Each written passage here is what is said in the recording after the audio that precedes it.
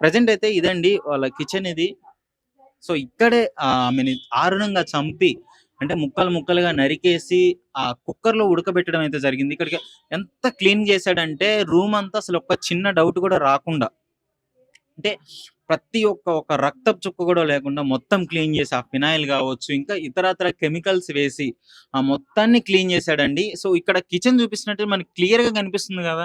అసలు ఎక్కడివక్కడ మంచిగా సదిరి అసలు నాకేం తెలీదు, ఏం జరగనట్టే మొత్తం క్లియర్‌గా క్లీన్ చేసి పెట్టాడండి. సో, ఎందుకంటే ఆయనకి ఎక్స్ ఆర్మీ కాబట్టి ఆ మాత్రం అనుభవం ఉంది. అంటే అనుభవం అంటే ప్రతీది ఒక కేస్ నుంచి ఎలా తప్పించుకోవాలనే విషయం ఆయనకి క్లియర్‌గా తెలిసుంటుంది. అంటే ఒక 'దృశ్యం' సినిమాని చూసే విధంగా మనకిక్కడ కనిపిస్తుందండి. ఆమెను చంపేసి అసలు ఎవరికీ తెలియకుండా 13 తారీఖు అంటే అందరిని ఇంటికి పంపించేసి పిల్లల్ని సంక్రాంతి సెలవులకు పంపించేసిన తర్వాత, ఈ విధంగా ఆ రోజు రాత్రి గొడవయిందన్నట్టు తెలుస్తుంది.